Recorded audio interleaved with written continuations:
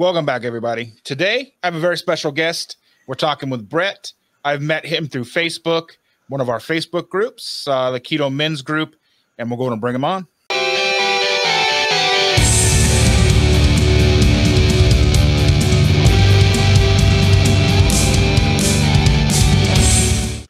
Welcome, Brett. I'm glad to be here. I'm glad to have you. Thanks for giving me a voice that I can share all of my beliefs through. Yeah, you made a post on Facebook the other day that I wanted to talk about. I just kind of want to jump straight into that because it really hit home with me.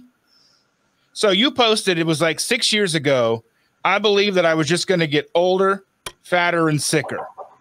And that's just the price you pay for time. And that like resonates huge with me. And it's sort of serendipitous that we're talking today. I mean, not to bring it down or be ominous, but today is like the 8th anniversary of my mom passing away. She passed away from a massive stroke. She had heart attacks and strokes, and she was overweight my entire life. So that kind of resonates with me because I kind of figured that was going to be my fate. Is just follow in her footsteps and just get sicker and then eventually start having strokes and stents and all that stuff. Yeah. Yeah, that hits me pretty hard in the feels. Yeah, because it's just a shame. There's so much that modern science is giving us, and there's so much of it that's getting ignored, and there's good intentions all over the place, and there's people that want so badly to improve their health, but they have no idea. They have no idea how, and it's that's a real big shame. That breaks my heart because, and you have that opportunity to really change, to really break that cycle too. And genetics, we always think that our health is just dictated by genetics, and it to a certain extent is, but we have a lot more control over what genetics are expressed than I would have ever believed 6 years ago. Oh, for sure. Like one of the biggest things, and I kind of joke about it, but it's probably a little more serious. Like, this, that, and the other runs in my family. Like diabetes runs in my family, heart disease runs in my family. But really, it's what's passed down is how your family kind of consumes food too. So, and I made a post the other day on Facebook that got me all kinds of backlash enough that I actually just deleted it. Oh, but, I've been there. It was basically like, it was like a picture of a pill bottle, some pill bottles. And it was like, if you're on loads of medications, you're probably eating the wrong foods. Yeah. Yeah, that's certainly kind of incendiary and kind of gaslighting to certain people, but like it needs to be said. That's the thing is it's not personal. It's not like an attack on somebody because your friends who are on medications, and rightfully so. If they have, it's like whenever I bring up things about diabetes, I have friends that'll come up and say, well, I'm type 1, so that doesn't apply. I'm like, I understand that it doesn't apply to type 1 diabetics. Type 1 diabetics will never get off of insulin as far as we know now. Yeah. Not that it's not something that couldn't change in the future with more science and medication or, advancements in pancreatic. And that reminds me, I actually deleted a post for almost the same reason. Is I posted something from Bickman, Dr. Benjamin Bickman, PhD, post-grad he's a fellow at Duke University and currently professor at BYU. But he posted something where it's in his book, Why We Get Sick. I'm not getting paid by him, I promise. but he said, as soon as you medicate someone with insulin, a diabetic with insulin, their increase for heart attack goes up by like 6 times. And I probably butchered the facts or the quote, but the spirit of what he said is that. And I posted that because I just thought that was like medicated type 2 diabetic with insulin, and you basically ensure that they're going to die of heart disease. If you just let it sit there and think about that for a second, I mean, it's tragic what we're doing to everybody. And the science is here. We don't have to wait for this. We don't have to wait. Like, it's there. Bickman is a huge inspiration to me. He's one of the people I follow a lot. But I ended up removing that because my wife was like, I posted it on my Facebook the same time that one of our good friends went into the hospital for some heart disease issues. So I decided to follow her advice and remove it. Yeah, because I mean, like, part of me like wants to like double down on it and be and just be kind of, you know, an asshole about it. But then part of me, like, I understand where people come from, because I don't think that there's necessarily any.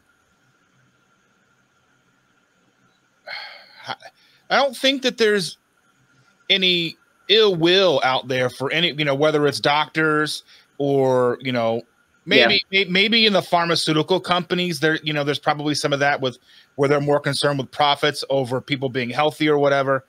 But I think even a big majority of the people that work in that industry probably still see or still think they're doing good.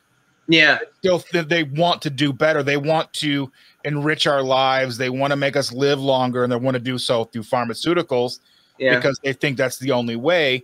And the backlash that I got was, you know, food isn't going to cure us. Food isn't going to make everything go away. And my response was, no, you're right. Food isn't going to make us live forever. Food isn't going to make disease go away. But the foods that we eat and the foods we choose to consume, it's important. Is important, but it can also alleviate billions of dollars of unnecessary medication that we take year in and year out. Oh, I 200% agree. I've come to the point, and I say this all the time to people around me, and everybody around me is so sick of hearing about keto that I just kind of shut up.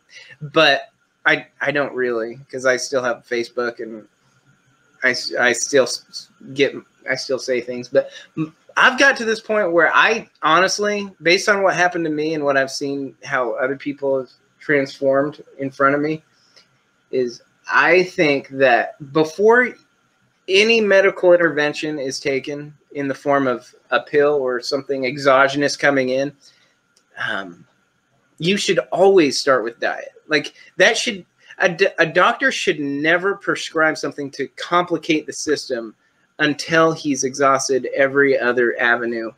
I thoroughly believe this. Like, this isn't just something I'm saying. Like, until you eliminate and simplify the system as much as you can, you have no business making it more complex by adding a variable.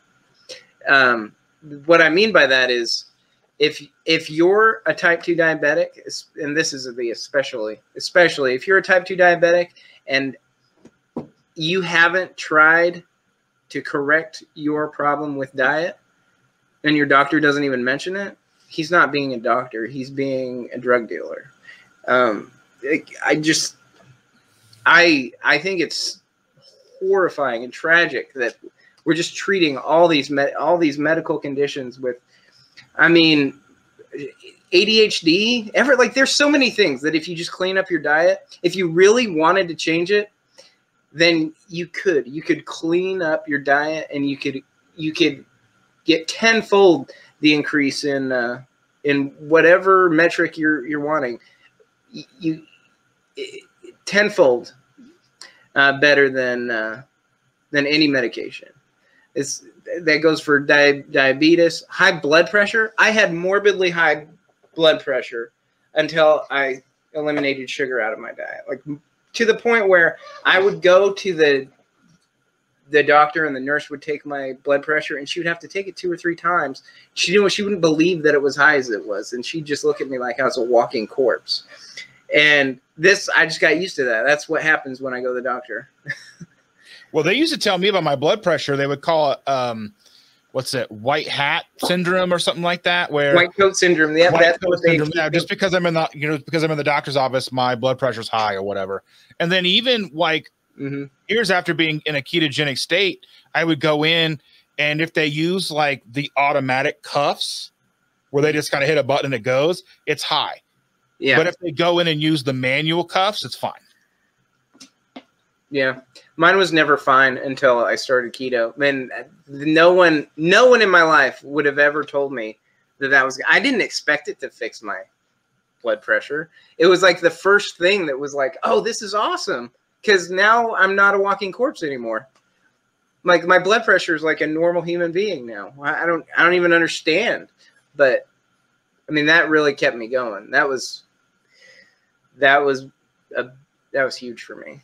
Yeah, the blood pressure for me, like getting off of heartburn medication and not taking like 7 doses of ibuprofen every day, and allergy medicine, not taking Benadryl 6 to 7 times a day because I'm sneezing all the time and got itchy, watery eyes. That one still really weirds me out because I don't necessarily know like if it's like an actual like dietary change, or if it's like you know, how seasons kind of shift and like you'll be allergic to something for a couple of years and then that'll go away and then it'll come back a few years later because whatever that was comes back. So I don't know if that's the case, but I mean, I've been, you know, keto for going on 5 years. So yeah, I had this this contact dermatitis thing on my feet that I thought was athlete's foot for the longest time that just decided to go away. Like it's just not been a problem for me, and I've struggled with that my whole life. I mean, there's so many things. I can't even count the ways that it's helped, and like people have told me. I mean, from the Keto Man's Club, Alberto, have you looked at his story at all? I haven't had a chance. I do follow him. I do pay attention to his posts because he likes to post all the meat stuff. Yeah, so he had pretty bad IBS, and I'm not going to speak for him, but he basically eventually was just stopped taking his medication for for his bowel syndrome. I wish you should have him on. He'll tell you more about that. I thought about talking with him. I want to have him on, and I want to have Gormy on, and just all the people that really. Yeah, you know, Gormy, he's a whole other, like he's got a tough frame for him to go through this twice. Have you look? Yeah, he lost a bunch of weight, and I'm not sure if he did it keto the first time or not, but he got down to not quite where he is now, but then he just blew right back up, and then he adopted keto, and he came down, and I don't think he's looking back this time. He's really inspiring to me too. Like that's the thing. That's why I love your platform here, is because we've got a whole bunch of people that we just kind of look at their Instagrams and look at their Facebook, but they have all these hidden experiences and like hidden like shared experiences that we can build on each other. There's so much here, and I would love to just sit down in a room with a bunch of people from the Keto Man's Club or where just actually just listen to the stories, because there's too many. There's too many of them, and it breaks my heart that I have to sit here feeling like I'm screaming into the void on Facebook, and no one's really listening. I mean, I even debate, like, with the YouTube channel and my Instagram, I go back and forth on whether I should even cross-post to my actual personal, you know, my personal Facebook account or not. Yeah. I mean, because I kind of feel like the people who are going to be paying attention to that are already on my Instagram paying attention. They're already paying attention on my YouTube and whatnot. Mm-hmm. Same. And then with the house, like, you know, my wife does keto with me. She may not be as strict as I am. And then my 17-year-old, who's the youngest now, same. He's keto adjacent. I like that. Well, I mean, because I don't cook anything or keep anything in the house that's not like at least somewhat keto friendly. Mm-hmm. I do keep things in the house that aren't the best for us as a whole, but I do keep the keto breads and the keto wraps and such in the house because it keeps him happy and kind of at bay. But then he'll go and spend time at his sister's house or with his brother. or whatever, and they'll eat whatever they want. Yeah, well, I think that's awesome that you do that so good. Like, I don't do a very good job of keeping only keto food in my house. I've got 3 daughters that they like their granola bars and they're just all the things. But I think, so the way I justify it to myself is we're doing an important thing just by example. Like, you can ask my 15-year-old, she's turned 15 yesterday, but you can ask her whether or not something's keto or not. We play this game at the grocery store where I ask her to guess the amount of carbs and the net carbs in things, and she'll play the game. She's better at it than me a lot of times. Like, but I think I'm justifying to myself that they've seen me at my worst. My girls have seen me at my rock bottom, and it wasn't pretty. And they've seen me crawl out of rock bottom, and they know how I did it. I haven't kept it a secret from them. I've showed them, and I've gone through phases where I've tried to get them to eat like I'm eating, because it scares me. Like, it genuinely worries me that some of the things in the way they eat. But I just got to believe that setting the example or showing them how, if their body starts to work against them when they get older, they'll be able to look back at Dad and they'll be like, well, I know what to do because it worked for Dad, so I know how to get my body back or get my life back. Even I'm hoping. If you go back and dig through my Instagram, I should do better at keeping some of those, consistently posted every once in a while. It's so weird for me to continually, like, I'm not one to keep posting the same photos over and over again. Yeah. But I do, we have some family like transition. So I didn't have as much say with the daughter, because by the time we were going keto, she was already kind of like in transition of moving out. Yeah. But the boys, they were here. So I had a lot more control over what they ate. They both lost a bunch of weight. They were in rugby. They got real skinny.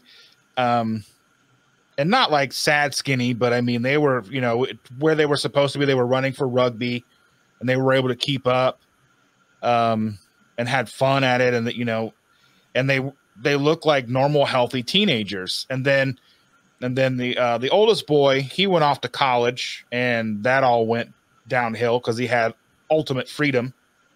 That happens. And then same thing with the youngest. He's pretty much kind of gone back to where he was, except he's about 2.5, 3 inches taller than me now. And they know what to do. They honestly, because they, like, just like with you, they saw the transformation, not only in me and my dedication, but the transformation in themselves. So yeah, I can't do much more than I've already done, because they already get on to me. Like my oldest boy, he'll say things like, yeah, had a flat tire, but I wouldn't have got that flat tire if I was keto. I'm like, come on. But so that's like the running joke of the house. So if you were keto, you wouldn't have that problem. If you were keto, you wouldn't have got stung by that bee. I mean, that's what it becomes, though. It's for a reason. Like, we get that. Like, I do the same thing, but it's because it fixes everything. Goodness gracious. Like, it's done so much. Like, and one of the things that people don't believe me with is that I lost the majority of the weight, 165-ish pounds, and it fluctuates. It goes up 10 or so. But I didn't exercise to lose that weight. I didn't either. It wasn't like I was in the gym every day. I mean, I did get a gym membership, and I did like attempt to start but like the weight loss in no way was dictated by, you went on keto, but really what happened is, calorie deficit, and you just that's not what happened at all. What happened is I felt like I was dying. Like I felt like I was sick. And I felt like I may have cancer. I felt like there were some digestive things going on that were like we don't want to even talk about. I felt like I know exactly what you're talking about. I had like all the digestive issues. There were days where I would go to the bathroom. I'd be at work, and I would be in the bathroom like 6-7 times. Mm-hmm. And then there was the problem that I had to be careful and keep my fingers crossed as I went to the bathroom, because there was only one stall that I could go into that I could not only, I mean, I could utilize the facility, but you know, the cleanup. I know what you mean. You know what I mean? So I do. You don't, yeah. I still, to this day, if I'm in a public restroom, I find that big.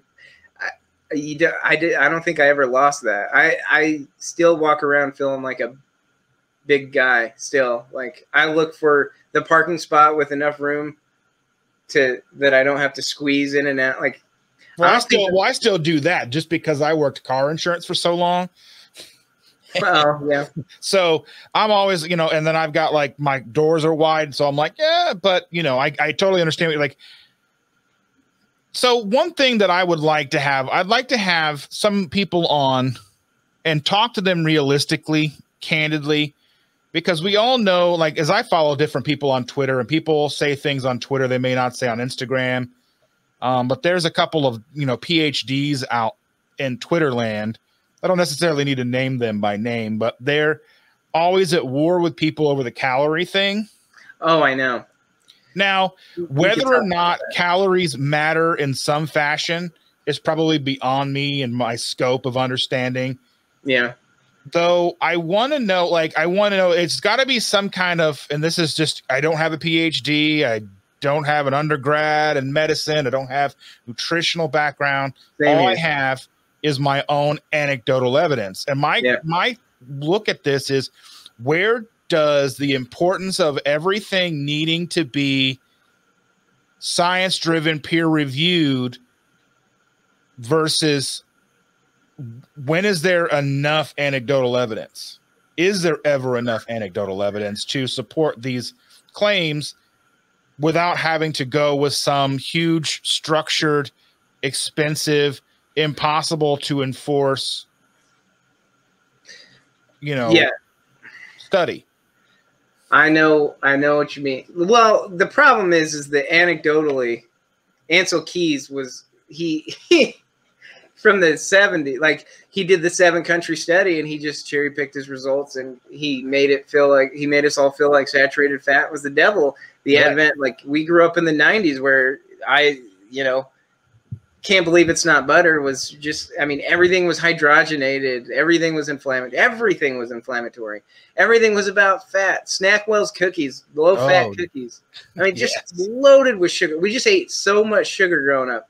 And I don't know how old you are, but I was born in '83 and I grew up through the 90s. And my mom and like everything was just like low fat. But those low fat snacks were delicious. I ate a lot of them. They were good. I mean, just think about the George Foreman grill for a second. Like in the post keto world, do you think it would ever have gotten as far as it did in 2020? I don't know.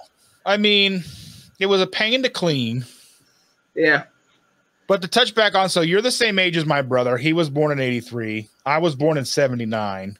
Okay. So we're 4 years apart, because my birthday's this month. So I'll be 42 this year, or this month. I'm still hanging on to those 30s. Oh, 40's not that bad. You'll enjoy it. Yeah. Doing cool stuff in my 40s. I'm looking forward to it now. Like I want to prove to the universe that I can be 50 and still have some muscle mass on me and not be fat. And you touched on like the whole gym membership. So like I went and got a Planet Fitness membership. I got the $20 membership a month because I figured I could go with friends and I can go wherever they are. They can come to me. I can bring someone with me. Mm-hmm. I went twice. Maybe I went 2 or 3 times, 3 times max. Yeah. And then when I went to cancel it, they're like, yeah, you haven't been here in like 3,000 days. Yeah. Well, not quite 3,000 days, but you know what I mean? It was a lot of, it was like 1,700 days or some crazy thing like that. Like I just hadn't been, like a sad amount of days that I had this gym membership that I paid every month for and didn't go. And I'm on the verge of going again. Like that Facebook post that I made the other day. Well, I didn't make it the other day, but I just kind of like commented on it. So I kind of popped it back into, and you know, that was when I was going to the gym in 2010. So kind of a brief history on that just to fill you in. So I felt bad about that. So in 2010, a friend of mine was working at Gold's Gym. And Gold's Gym was like $15 a month. You could go in, they had a pool. You weren't supposed to use the pool if you're only paying $15 a month. You were supposed to pay $25 a month and you could use the pool, the basketball courts, and some other stuff, right? But they had a pool, they had a sauna. So I would go in the morning at like 5:30, 6 a.m. I would lift some weights. I'd get on the elliptical. Then I would go sit in the sauna for a while, rinse off, hop in the pool, and use the pool not so much for like swimming, because I'm a terrible like swimmer. Like I can go and don't actually get anywhere. But I mean, I can swim and tread water, and I'm not going to drown if you put me in the water, but I'm not going to get anywhere fast.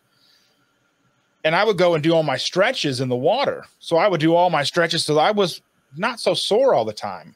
And I did that for 6 months. I did that. I would go 5 days a week, Monday through Friday. I would do it. Some days I was going on Tuesdays and Thursdays. I would go in the morning before work and then stop in after work and do a little more cardio. And depending if the pool was busy, hop in the pool, do the sauna, whatever, shower, and then head home. And then I was eating, you know, I was trying to do my best to eat. So I would leave out of there and I would go over to or across the street and get Subway. I would go and get their breakfast flatbread with egg whites and cheese, no meat. Yeah. And then I was getting like a foot-long sub. I would get their like a foot-long wheat sub with chicken breast and spinach and pickles and all that, right? Yeah. And then I would go, by the time I got to work, I would eat that flatbread, have my coffee, and then 10, 15 minutes later, I was eating my lunch sandwich because I was starving. And in that 6 months, I lost 30 pounds. That's respectable. But it's devastating at the same time because in understanding, like, knowing, like, I put all that effort into it, and especially the mindset that I had at the time, I put in so much work. I couldn't see the forest for the trees either. Yeah. So I couldn't see that I was, building muscle. I was getting stronger. I was feeling better. All I was concerned about was the number on that scale. And I only lost 30 pounds and I put a lot of work for 6 months. Yeah. And I thought I was doing my part eating better. Yeah. So I basically gave up. At the time, I was like around 330. I got down to about 330 pounds. And then at that time I did quit smoking, which I've been smoke free for 11 years now. That's awesome. The smoking. So I'm glad I stopped smoking too. And I'm so glad I did. I want everyone to do it too, because it's hard, but it's so worth it. I felt like I had a disability. I smoked so much. Yeah. I was just down in Texas not too long ago, and a buddy of mine smokes. But he smoked so much that, like, we'd be in the car and I had to roll the window down, or I'd sit up on, like, I'd be relaxed on the couch and he'd be sitting like near me smoking. I'd sit up and it was like, just like, I'm like, dude, you have to back off. You got to stop smoking so much. But yeah, so I mean, like, realistically looking back at that time in 2010 when I was doing that, then so from 2010, I went, so somewhere between 2010 and 2016. So I also had a hernia that I got somewhere probably from working out, not doing something correctly. Yeah. And it was an umbilical hernia, so it slowly started to come further and further out from my belly. So then you could see it, under my shirt. And it took me getting with my wife now, who's as we went into our relationship, she was in nursing school to become a nurse. And so we finally got that taken care of. And then taking care of that is when I went to the doctor. We were thinking about doing low carb. We were talking about low carb, but we had no idea really what that meant. Yeah. I mean, we were thinking, low carb, we were looking at cereal. We were looking at, we just didn't know. I mean, real friendly with those labels. Yeah, quinoa, that's got to be healthy. Well, that's 36 grams of carbs per serving, or you know what I mean? Or all these things that we were eating that we thought were healthy. We were trying to cut sodium out of our diet. We were trying to cut all this other stuff out while eating the carbs. And I got to where I was I was well over 400 pounds. Yeah. So that's one reason too. I'm like, avoid the scale. The scale is not your friend. Yeah. It's a trap. In a lot of ways, it really is. And it gets so gamified. Like, my brain will turn it into a game. It's just like every 10 pounds is a level up. Not a healthy way to look at it. And so I put the scale away after I lost all the weight. What made me put the scale away was because Mandy, my wife, was basically just like, I think you're done. She's like, you could stand to gain a few. And I was like, and then I put the scale away, and that was when I was like, I had to really figure out what I wanted to do next, because I was like, well, does that mean keto's over? Well, no, keto's never over. But it was, I don't know, it was just kind of kicking the pants, because I just made a game out of it. And I was like, it kind of put me into a sort of depression, I guess you could say, because I had slayed the dragon that I was on a quest to slay, and I had no dragon to slay anymore. Yeah, that's kind of a thing. I think even Gourmet touched on that before, where it's like you go from being like the fat guy, like you're the fat guy, and then you go from the fat guy who's now the skinny guy. So then there's that, you're that guy, but then what comes, you don't want to be that all the time. So yeah, what comes after that?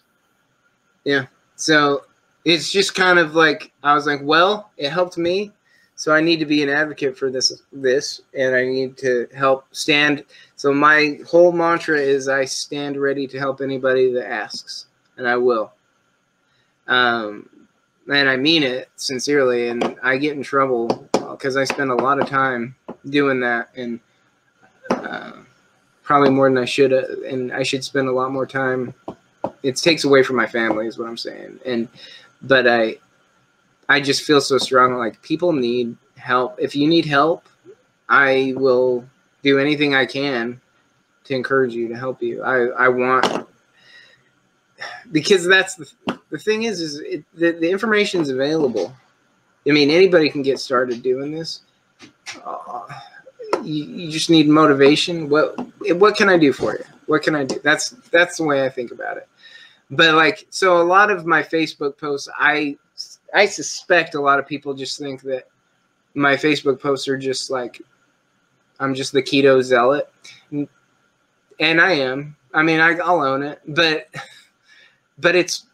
the motivation is a lot deeper for what it's so that people know that I'm a resource. If you get yourself in trouble, or if you get yourself in a place where you want to try and make a change, I'm not going to promise you that I'm going to be a good coach, but I will do anything that I can for you to help you. I'll check in with you. I'll give you advice on whether or not that thing you're about to eat is good or not.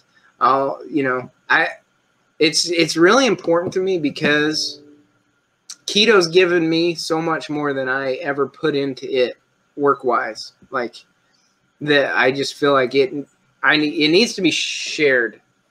And because it's not complicated, and the science is real, and the science is available, and it's just a matter of, like, I don't know why or how. I do know how. The food industry, you can't let it happen. I believe that. But like, I think that we're kind of responsible for that too. So, whenever, you've helped people, I've had people come to me and you start, especially, well, in the beginning, I was a lot worse about it. So I would go in and hit them hard with all this information that overwhelms them. They don't want all that information. Yeah. They don't need all that information. All they want is, and I don't use this term derogatory in a derogatory fashion. I use the term hand holding, basically guiding people through the mess that is all of the ketogenic information that's out there, because you can look at all the information and not have the slightest bit of clue of what you actually should be doing, because I get followed by all these accounts and they're drinking the nat ketones, or they're doing, get into ketone quickly, get into ketosis quickly by drinking these ketones. Well, now you're gonna have ketones in your blood, but your body's not effectively burning that as fuel. Yeah. So you're just basically spending a lot of money for like ketone rich pee, I guess. Your friend Richard Morris once said it's like taking someone else's sweat and pouring it on yourself. Yeah, it's gross. Yeah. Yeah. I joke with him at the end of my podcast with him. I was like, no ketones to sell. Yeah. No ketones to sell. Yeah. See, that's my fear. So that actually lends to something. I went through a long stage where I was avoiding, because 2019 felt like keto was getting out of control with like the ketones and like all of the exogenous ketones and supplements, et cetera, and like there was like ketone stuff at Quick Trip at the gas station where you could just like, my fear through like 2019 and kind of into 2020 was like that somebody was going to drink a ketone, so like just overdo it like people do, like just like the Four Locos drink, how that got outlawed for a while because like, but I just felt like people are going to attach keto to something bad that happens because someone is just being dumb. And so for a long time, I just distanced myself from that word. Actually, I never really did distance myself from it. But when I was talking to people, I would distance myself from like talking in terms of keto, not keto. I like to frame things, and I still do this. I like to frame things in terms of like insulin management and insulin responses, insulin resistance, because that's the tool, that's the metric by which you'll be successful or not. It's not about all the fat, even though it is. But if you think about eating all the fat, then your body's just going to use that fat. It's never going to eat the fat that's on your body anyway. So, but if you think in terms of, is the thing that I'm about to eat going to raise my insulin, lower my insulin? It's going to be indifferent. If that's how I do it, is I avoid an insulin response at all costs. And that's how I try and teach people, but I don't think people understand that. Because then you get into the whole discussion of like, you're not going to tell me that I'm not going to eat watermelon. Well, fruit's healthy for you. I'm like, yeah, let's eat an avocado. Avocado's fruit. Let's eat fruit. Yeah, but, and I deal with that. So, my granddaughter, I watch her 3-4 days a week. And I'm not your average grandpa. I don't keep candy in the house. Now, sometimes I'll give her Smart Sweets or whatever, but if I have some. But we eat cheese. Today we had some hot dogs. Eggs. She always wants eggs. So I try to make sure she's got that kind of stuff. I usually keep moon cheese or wisps or something crunchy. She likes almonds.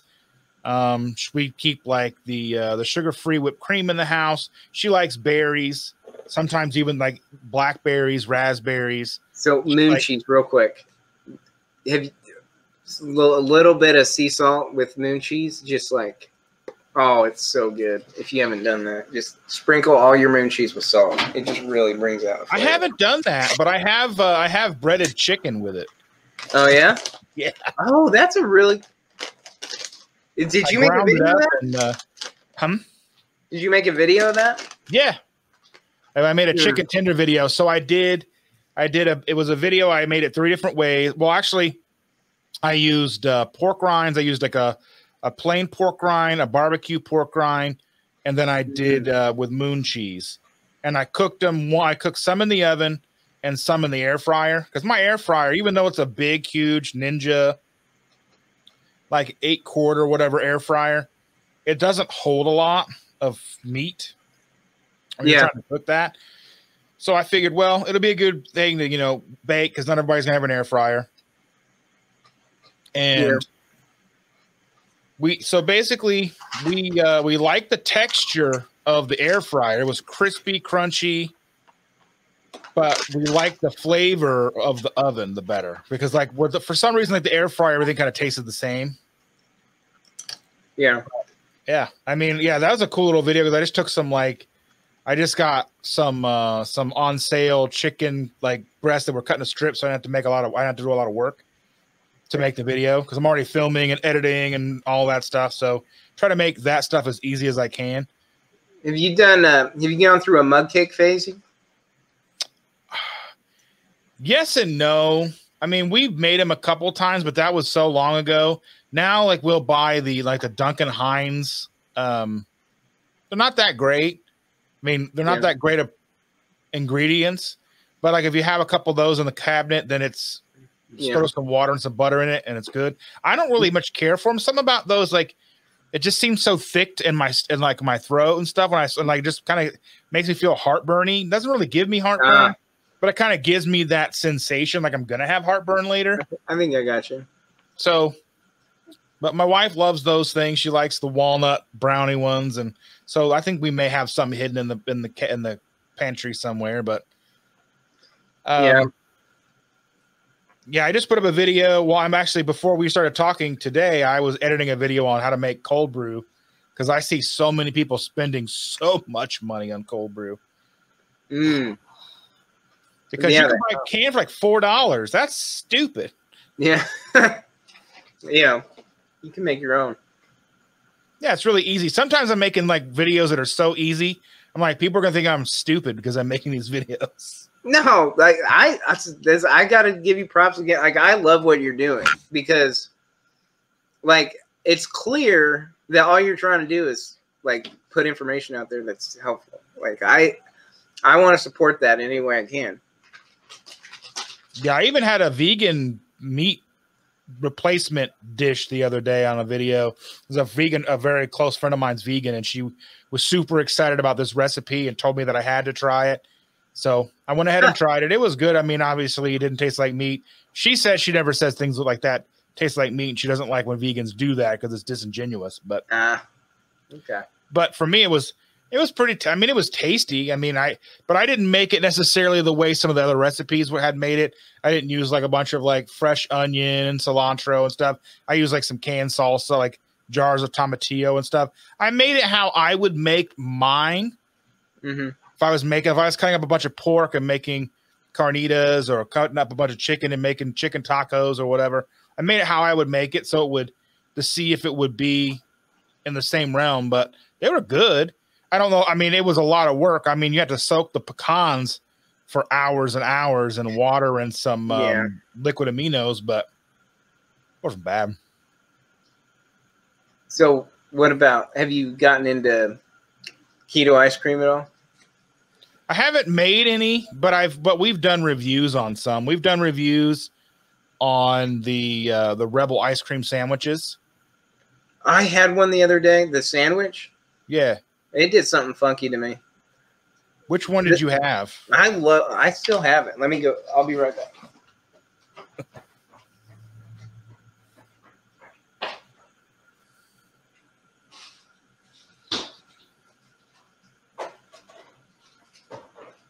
Yeah. I mean, I don't know. This is Rebel Creamery. I'm not going to eat it. It's that guy. So we've only tried two of them. We've had the peanut butter one. This is peanut butter. And then we've had the chocolate chip one. The mint chocolate chip one. I really like that one. And now they sell it at Walmart. It's like, well, kind of want some ice cream. That mint chocolate chip ice cream sandwich is going to be good. It didn't make me feel bad. So yeah, it made me. They do. Yeah, it made me feel funny, and I don't know why. Because I eat Rebel almost daily, which is my secret. Like that's my indulgence. Like I probably have a pint. I shouldn't tell this to people because I'm not professing that that's a healthy thing to do. No, but it's realistic, and I think that's important for people to know. Yeah, I'll eat about a pint of ice cream a day, and that's what I do. I guess that's we could talk about the way I ended up eating is I've kind of landed on one meal a day as my thing. And when I say one meal a day, I don't mean one meal, but that's how I think about it. Is I basically postpone my eating until after all the work's done, and I can put away the computer and like spend time with my family, and then I'll eat my meal, and I try and get north of 2,000 calories in, and we can talk about whether or not calories matter or not. I have some stuff I want to say about that too, but usually I get it. I get close to 2,000 or above, and then I usually top that off with the keto ice cream just to make sure, because I don't want to lose. Especially right now, I've been trying to go to the gym and bulk up a little bit, and I ain't trying to lose anything else. But yeah, one meal a day just basically means I start eating after work, and then I eat my meal, and then I'm scavenging until I go to bed, and then I wake up the next day and I get it done. And the reason I do that doesn't have to do with weight, though. The reason I do that, it turned into, was that I love the way my brain works when it's in more of a fasted state. As soon as I introduce food into a work day, I get way less productive, and it's a mental thing. I really think it helps my brain perform better at work. So that's why I ended up. I didn't lose the weight on one meal a day, but no, I didn't either. That's not how I started. So I started I was trying to do intermittent fasting, because like when I started keto, I found like the two keto dudes, and I was basically started not from their first episode. I binged a good amount of their episodes before I ever decided to start. And then, really? my wife and I were having, we were having conversations on if that's a direction we wanted to go. And so by the time I started, I was like, we had the urine strips and we were excited about that. So that was that was a cool game in the beginning. Yeah. And then it stopped working. Yeah. Well, then they stopped working, but, and I can talk about that a little in depth, but I don't know if it's necessarily important, but, so I was trying to not eat before like noon. Mm-hmm. So I would get up, but so I was getting up in the morning. So I don't know like if this technically counts as intermittent fasting or not, because I would get up in the morning and I would make my Gigantor coffee. I have these 30-ounce stainless steel mugs, like the insulated, like they have like the Yeti brand, the Walmart brand or whatever. And I was making my coffee in one of those, and I was putting about 1,100 calories, or it was like somewhere between 1,100 calories and like 165 grams of fat in my coffee every morning. What? How much? Like 165 grams of fat. Wow. Because like, that's kind of what I was taking away, right? So I was doing that every day. I was putting in like a half a stick of butter and like 6 tablespoons of coconut oil every morning. I'll bet that tasted really good. Oh, it was so good. Oh, I've tried to drink it since, and it's not the same now. But then, I don't know, it was the right thing. It was what I needed at the time. Yeah. I think when I started doing that, that kept me on track more than anything. And I think if people would have kind of known, like if I would have had access to a lot of the keto people that I do now, maybe some people probably would have shamed me for that or whatever. But I think coming from where I was at over 400 and some pounds, you did the right thing. I was and it worked for me. Yeah. So I was drinking that every day, and I was like, my brain opened up. I remember the day too. I was sitting at work, and I just remember you have that like epiphany. You're like, man, I'm really feeling good and clear today. Yeah. I don't remember feeling like this for a long time. Yeah. I know exactly what you mean. And that, I feel so fortunate that I actually got that feeling the day one that I was experimenting with avoiding an insulin response. Day one, I remember it was somewhere in the neighborhood of September, mid-September in 2017. And I was just like, well, I might have cancer. So Google says that it could be cancer, or it could just be an overreaction of insulin, an insulin response. And I was like, well, I know how to avoid an insulin response because I just don't eat sugar. So the next day I planned, I was like, I'm not going to eat sugar today. And boy, was I hungry. I was hungry all day. But by the end of the day, like I was at this spot. I hadn't had any sugar. I think I had like pepperoni and cheese that day. And that was pretty much it. But I had a lot. But I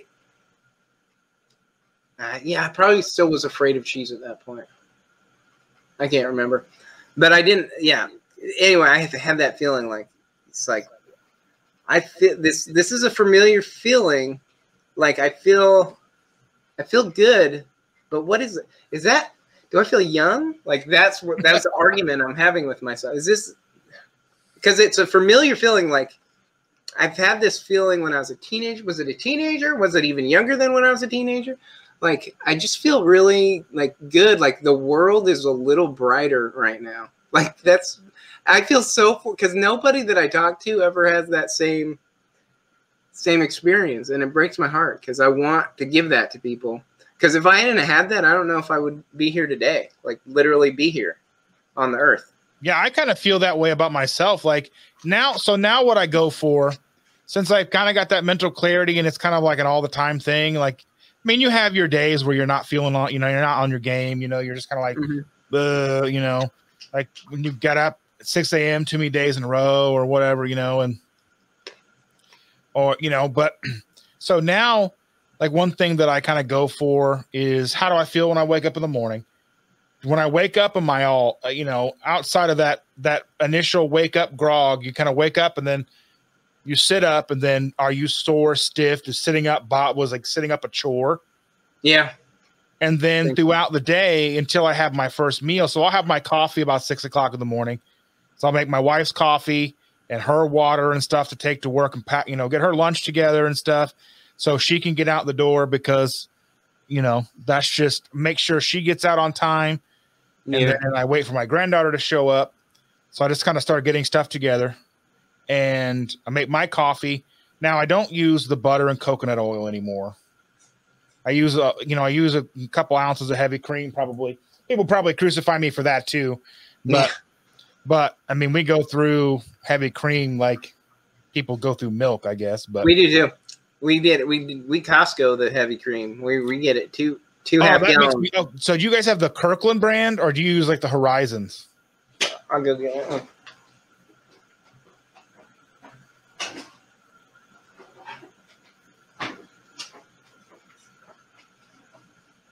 This is new. Like this they just started stocking it this way. It used to be in a carton, and now it's in like the half. You can't see it. So before we got our Costco membership, we were in Colorado, and we were keto, and like this was like we went hiking for fun, and we weren't miserable. So the whole family. This was like 2017. Yeah. 2018, 2017. It's a miracle. Who goes hiking? Who goes on walks? What is that? Oh, we drove from Colorado Springs all the way up to, for a day trip, all the way up to Rocky Mountain National Park, so we could hike this lake a buddy of mine had taken pictures of. And if we're going to go hiking in Colorado, I was dead set on hiking around Bear Lake. It's walking around a postcard. It's amazing. The water's gorgeous. The skies were blue. The mountains were snow-capped. It was, I could live there. Just give me a pillow. I'll lean against the rock and I'll be okay. Yeah. It was amazing. And we walked around this, I don't know, maybe it was maybe a mile or two around the lake, maybe. I don't know. But we did it and we weren't tired. We weren't cranky. We weren't fighting as a family. We were having fun. We were laughing. The kids were getting up on rocks and we're taking goofy pictures. And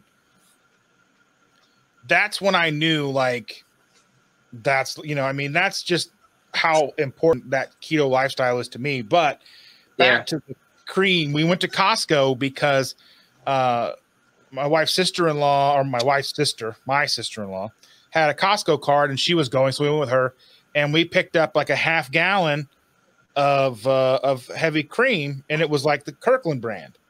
It was like $6 or something. It was like cheap, right?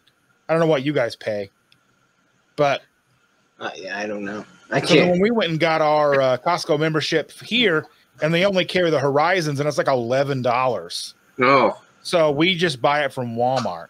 So it's like $6.24 for a half gallon, for 64 ounce. Why is it so much?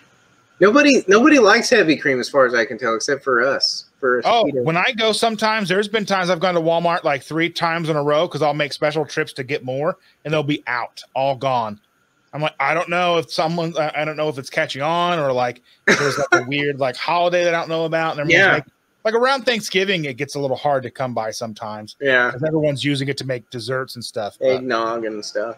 Yeah, but I'll mix it together like with some water and put it over like my keto cereal or whatever if I'm gonna have some. Which I probably I'll just go straight. I use that stuff. Oh, have you had the keto granola from Costco, which is probably not the blueberries in it? Oh yeah. Oh, I tell you, I mixed some of that in with some peanut butter. Oh, yeah. That was dangerous. Yeah. Yeah, because like I could probably eat that whole granola thing. It's dangerous. You could eat the whole thing. Yeah. And that's where you start to get in where you're like, well, I mean, that's a lot of calories, especially with the heavy cream I'm putting on it. I've got 2 boxes of that Wonderworks peanut butter cereal in my cabinet. That, I mean, it's like keto friendly, but it's obviously not, but it's good.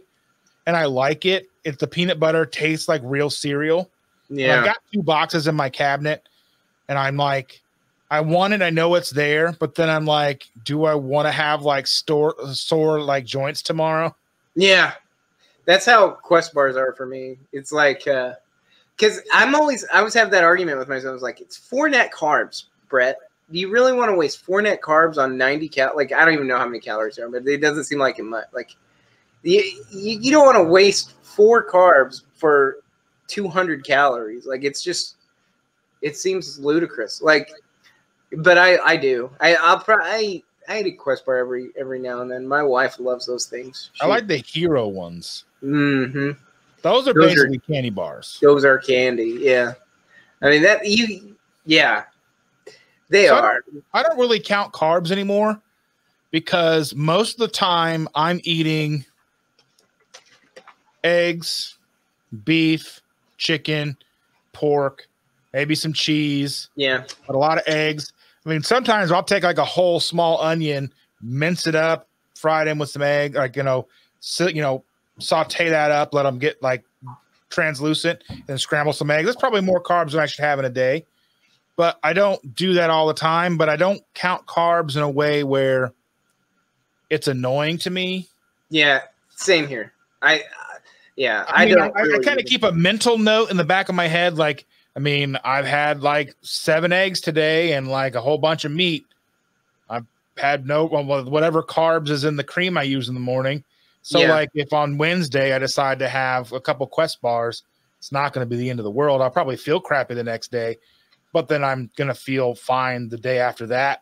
Because like another thing for me is not feeling bloated. Like if I feel not bloated, that's a great feeling. I don't even think a lot of people know what that feels like anymore. I know exactly what you mean. And well, part of that comes to like being able to take a good healthy dump in the morning. That's what I live for. Mine's usually later after I've had my coffee, but yeah, that'll help. But I think so. I'm kind of cheating though, because I've started to believe that when I do. So here's, if you want real, here's real. What me and my wife do when we eat keto ice cream is we dump heavy cream on top of it, and we mix it up, and it's delicious. She's right. Did she do keto with you? Yeah, she did. Mandy, come say hi. Getting ready for work. I was about 4 weeks in. Was I 4 weeks in? 6 weeks. 6 weeks in, and I'd lost enough weight already where she was just like, I'm doing this too. And she did it immediately. Like, for me, I had to start and figure stuff out, and I stopped for a minute to figure, and then I was like, I need to keep doing that because I felt so good, and then I started again. With her, as soon as she figured out that I was doing it and it was working, she just jumped right in, never looked back, and still does it. And we started same day, by same time, because she knew that if she didn't do it with me, I was going to continue down whatever path I was on. That's awesome that you guys got to do that together. And that's even great with you guys, because I talk to so many people and I interact with so many people. Like, I interact with people and they don't even, their spouse doesn't do it. They don't even necessarily support them, and they're cooking or baking or whatever it is. And it's like knowing that they're not going to be able to have that, or even people where they're like, well, that's our keto stuff. Our kids don't eat that. Yeah. We kind of do that too, but like that there's some other underlying issues that's related to, like, the keto. Yeah, the keto food is mom and dad's food in a lot of ways. Well, some of the treats, yes, because they're expensive. Yeah, and I know that he'll just kind of run off in his room with a bag of like Smart Sweets at like $3 a bag, and he has 6 bags. Yeah, and I'm like, you need to get a job. Those Smart Sweets. Oh yeah, I'm scared of those things. I haven't tried them yet. I'm scared that like they're not as I don't know. I just can't do it. Yeah, and that's like, I'm the same way. Like, we were using them heavy like when we would go to the movies. Get a couple bags to go to the movies, or some Quest bars and go to the movies, because like even like I feel bad that we always try to buy a diet soda at our theater, because our theater's a small theater. It's it's an 8-screen theater, but it's like a small town type, even though we're not really a small town. But the fact that we have a little theater that I like going to, that's comfortable and not super busy all the time, we'll still buy like diet sodas. But they have Diet Pepsi, which is good, because I do not like Diet Coke. It's gross. It's the same thing. It is, but it isn't. There's just a flavor about Diet Coke. Like, they don't, like with Diet Coke, they didn't even try to fake that it tastes good. They're just like, here's some chemicals, ice, here you go, have fun. The Coke Zero is pretty good. Coke Zero is good, yes. Now, I found these when I was in Texas, and then when I came back here, I started seeing them here too. But they're like these clear American, and they say like the red, white, and blue. These taste like the old Bomb Pops, man. Yeah, so I've been drinking those too. So yeah, so you gave up on avoiding sweetener then too, like me. Yeah, well, I try, because I know that aspartame doesn't make me feel good. So I try to avoid it. I mean, over here, I've got like a little fridge over here. And then on the other side of that, I've got a bunch of like 12 ounce or like the 12 packs and stuff of different sodas. Because when I'm sitting here editing a bunch of videos, it's nice to have that, because I'm like, it's now something to do. I like it too. Yeah, I know. Yeah, I mean, because I'm not sitting here eating like candy bars and stuff, or I can have sodas while I'm doing work, because it also keeps me from being so frustrated, because for whatever reason, I can't get my computer to work the way that it's supposed to. It just shuts down on me. So this is when I'm editing, but I'm using a heavy, robust program. But Yeah. So I started doing this thing a while ago where I actually keep a cup of salt, like some sea salt, next to my desk. It kind of scratches just keeping your mouth busy. It started whenever I stopped wanting to stop smoking, and now I keep doing it.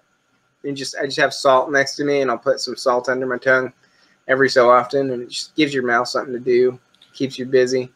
And ever since I've been kind of really doing the OMAD, or 1 meal a day, pretty hardcore, the salt throughout the day is really helpful. I posted something just before we started filming this. I posted, because I got it in Amazon today. I got a package of some bulk supplements.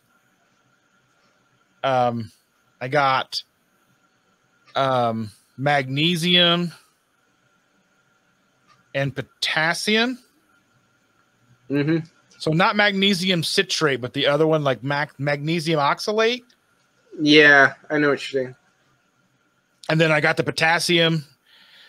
And then I'm going to make snake juice, I guess is what it's called. So What's it's like that?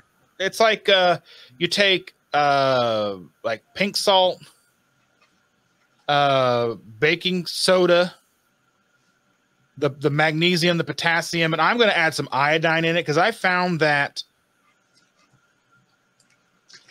that Ken Berry put a video out a couple weeks ago where he was talking about iodine deficiency. And I was watching that, and it was like ticking a bunch of boxes, especially with my wife and some of myself too. I was like, well, I guess it can't hurt to throw, because I don't really take any supplements, or I don't really take anything on a daily basis. Yeah.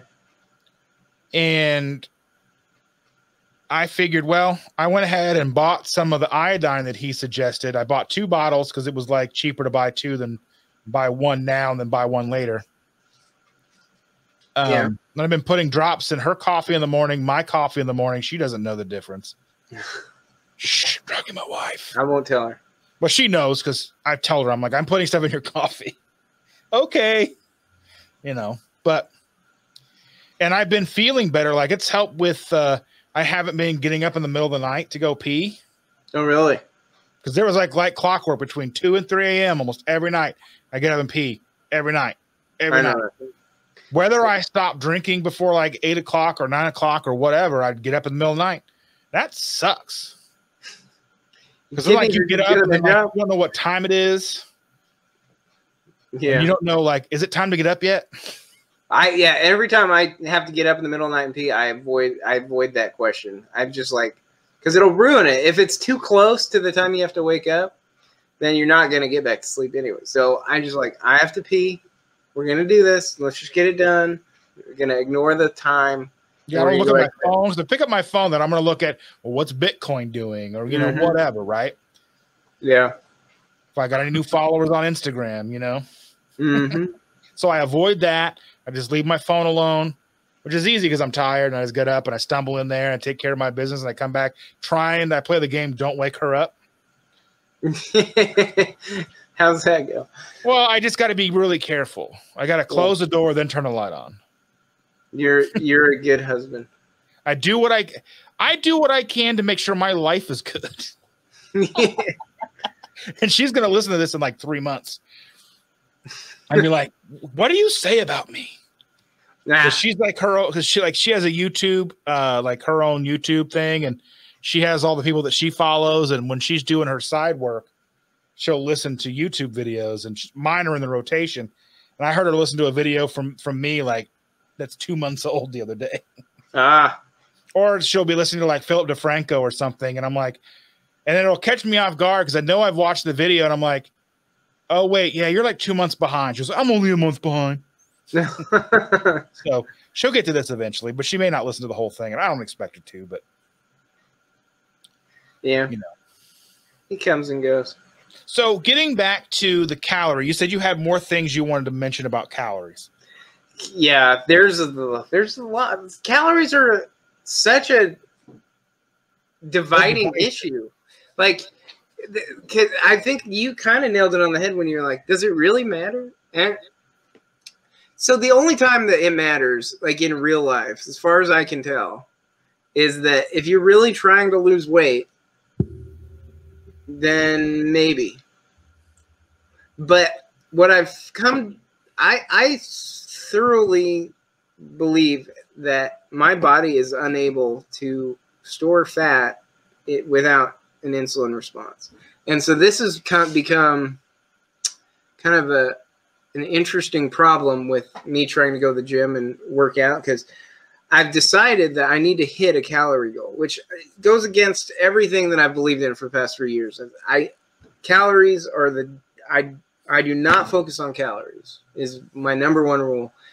And this is something I tell people that I'm trying to help, especially because when you're starting, you're going to just be hungry, and you need to figure out how to just eat the right things instead of worrying about how much you're eating. Just eat the right things. That's one of the main things. Like, that's one of the big things that I always start people off, like, eat as much meat, eat as many eggs, eat as much cheese, broccoli as you can shove into your hole, and keep you from eating Oreos and whatever else, right? Exactly. Yeah. And like, if you're hungry, just go. Like, we would keep boiled eggs. I still kind of keep boiled eggs in the house, but I like mine different. I don't like them all the way boiled, but it's just so important to break that sugar, the sugar addiction, like the real addiction to sugar that everybody seems to have. That's job number one of keto is, and that's going to be like the reality of what that looks like isn't pretty. Like it's going to be a lot of food, and you're going to be hungry, and you're going to be cranky. You're going to need to supplement with, like, it's going to be gross. You're going to be grossed out by the amount of food that you possibly are eating. Like yeah. But I guess it doesn't have to be that way. Like, people don't have to do that, but like, in order to minimize suffering, that's what I would recommend is just. Okay. And this is kind of what I try to explain to people, like how it worked for me. So I had to understand me. I had to understand my relationship with food. So I was always a person who ate a ridiculous amount of food, whether it was good for me or not. Yeah. So if I made a salad, it was a huge salad.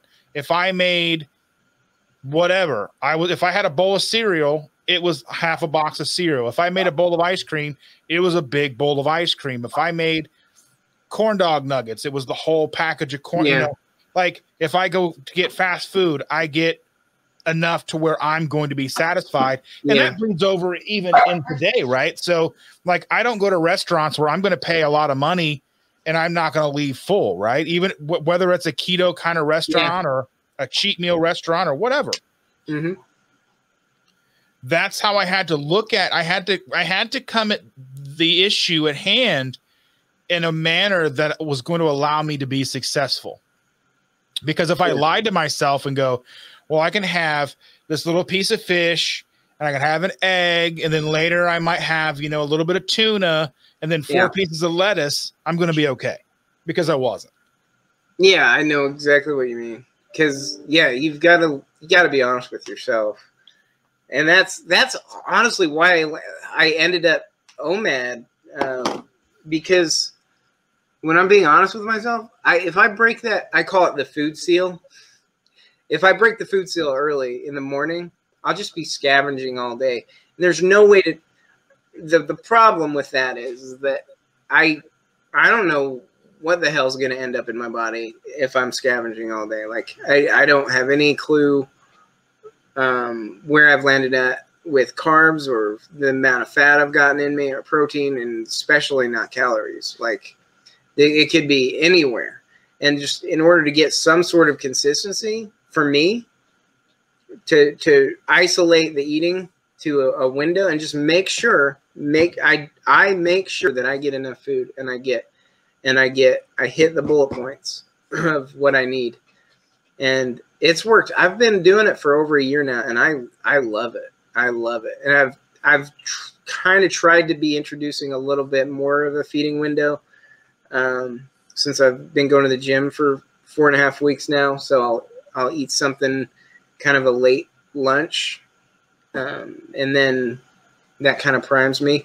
But yeah, I still haven't figured that out yet. It's something I need to figure out, because if I'm going to bulk up, I feel like I need to have more of a wider window, but I'm not sure.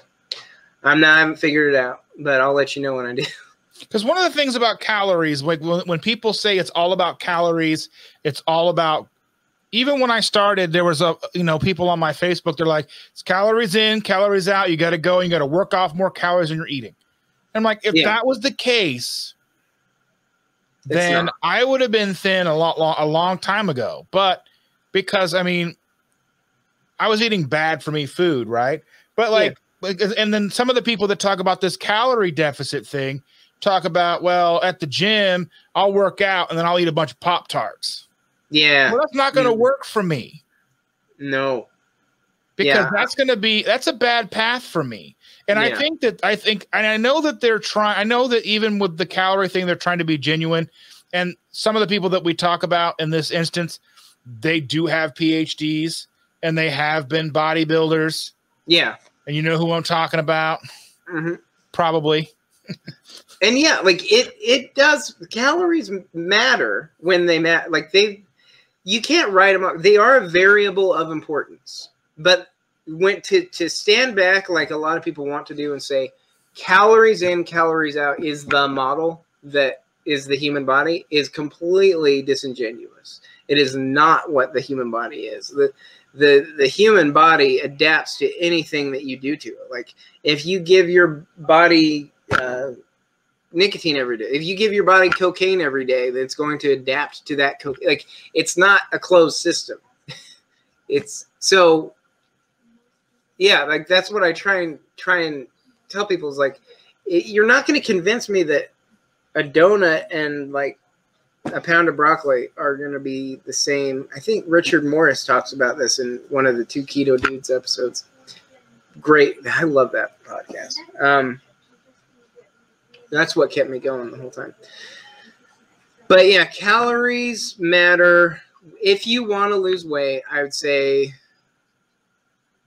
then you can lower your calories and you probably will be a little more successful.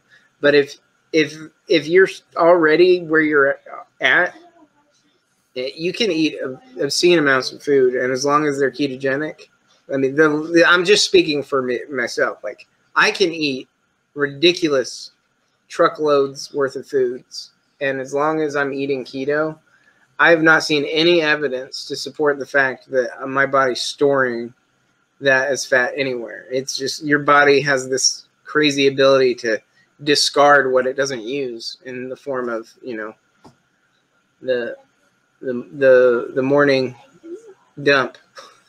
Like for me, I know I gained weight in 2020. So like because I switched jobs in 2019, beginning in like in March of 2019, and I went and bought a whole new wardrobe because I was at a job I had been for 12 years. Yeah. And I was comfortable with what I was wearing. Things were a little baggier than they probably, and it wasn't a very, it was a business casual-esque type environment. It was an office job, but we weren't forward facing with customers. So it didn't matter.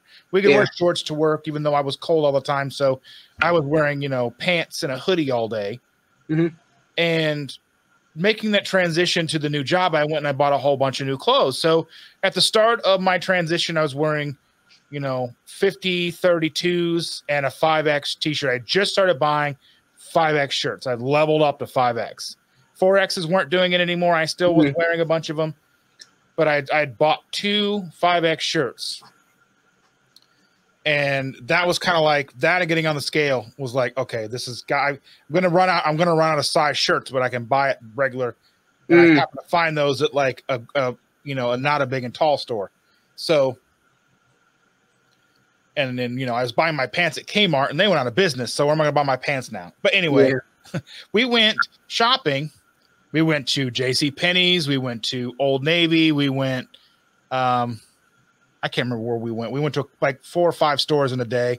I was buying 38 32s and 2X shirts. Now, even on the top, I still don't feel like I've lost all the weight that I want to lose on the top.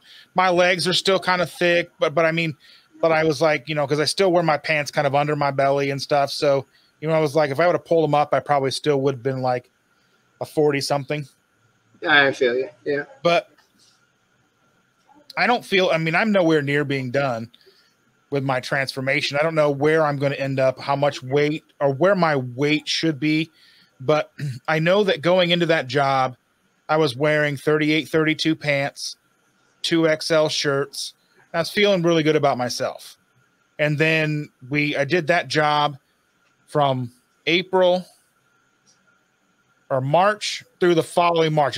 It was exactly a year to the day. I was in the office for 1 year to the day, and we went remote because of everything. I started on March 11th.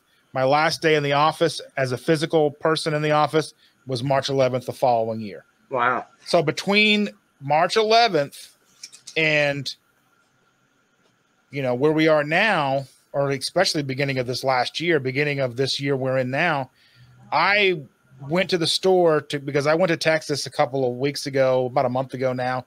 May 1st was the wedding. My sister got married, and I went down and I had to buy a pair of jeans to go to her wedding.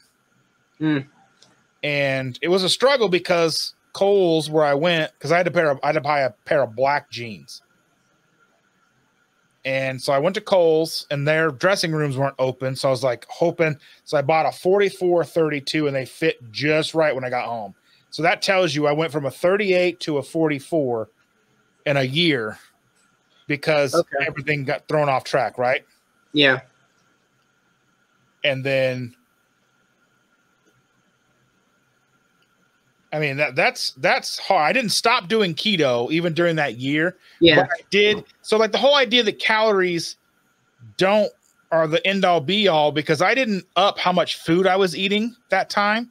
Interesting. Now my feeding window opened up because I would get up in the morning and maybe eat something at 10 instead of waiting till 5 because I'm home with the fridge all day. And then we would go get, we'd go get fast food because it was easy and we were stressed out, and we would order out Thai food because it was comforting and it was good, and that stuff. So, I mean, I wasn't necessarily, we were eating more calories than I was before because I eat a lot. I can eat 2 pounds of burger, 6 eggs, and maybe a frozen package of broccoli in a sitting and be fine. Yeah. I mean, I wasn't eating that much fast food. That's kind of the perfect example of what we're saying. And I know that I've had those conversations on Twitter and stuff with like, well, you must have been in a caloric deficit more than you thought. I don't know. I was drinking 1,200 calories a day in my coffee. Yeah. And then I was eating, then I was having like string cheese and pepperoni and lunch meat and dipping that in some sriracha and mustard. Yeah. And then I would go home and have whatever, fried chicken, steak, hamburgers, whatever. Mm-hmm.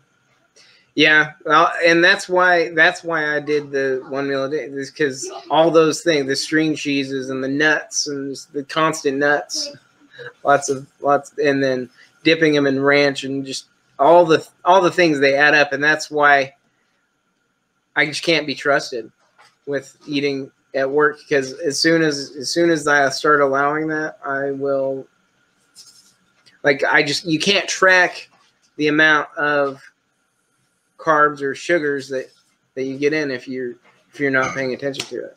So I prefer to be a lot more deliberate with my eating, at least in the window of time. And that's, have you ever had pecans and dipped them in butter? Yes. Like that before? Cinnamon, yes. Pecan, okay. Pecans. Just pecans and butter, not flavored, just pecans and butter. I've not done that, but that sounds awesome. But I've done pecans and butter with xylitol and cinnamon. Yeah. Well, I've done that. Bake those in the oven. Yeah, I've made those. Well, I'll fluff up the egg whites. I'll beat the egg whites and then I'll coat the almond or the pecans in egg white, and then I'll shake them up in the cinnamon and sugar mixture and then bake them in the oven. They get like a shell on them. Oh, I love that. Yeah. I love candied nuts. It's like being fat, but you can lose weight doing it. Yeah. Yeah. You don't have to, you can not feel like crap the next day either. Well, xylitol kind of makes me feel like crap the next day. I'll be honest, but I like the monk fruit mixed, like the monk fruit and xylitol, like the Lakanto stuff you can get at Costco. That's that doesn't really bother me. That's too not much. xylitol. That's erythritol. Oh, erythritol. Okay. The red bag. Yeah. Yeah, that's erythritol and monk fruit. That's my bread and butter. I love it. I like that no a lot. pun intended. Too. The xylitol is kind of got that too much of a cooling effect, I think. Yeah, and it has a digestive thing about it that gives you a lot of gas, like really, really bad gas. Well, like, okay, so you know how, like, have you tried the Walmart keto fat bomb things that they have? Yeah. They have like the mint and peanut butter and caramel. Oh, yeah. I have like 2 full boxes of in my cabinet, but when I eat those, like, I literally will wake up in the middle of the night farting myself awake. It's ridiculous. Yeah. Yeah. I think those might be xylitol. I don't know what's in them, but they give me gas, and then I just had to try them. I bought a thing of the at least our Costco has that something natural ovens keto bread. Yeah, I think I have that. And then Where is it?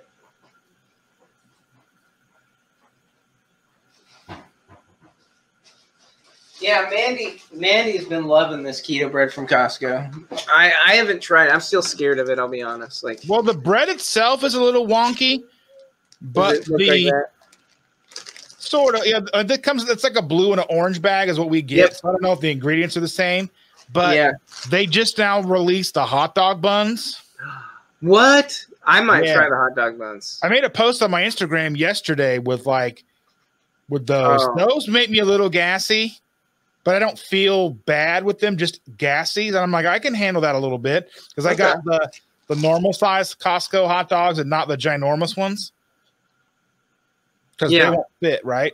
But so today I had some with my granddaughter. We were sharing hot dogs with buns.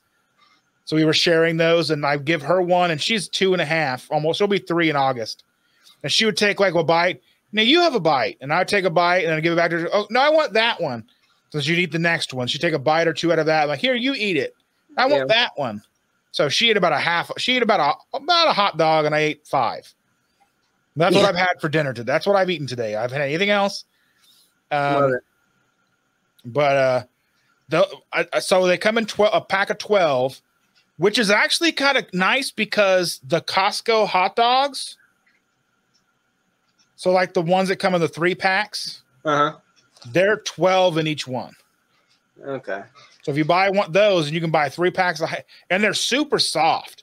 Now, I also have a video that I made that I released this week where I made my own, basically baking the hot dog in the bun. I saw that.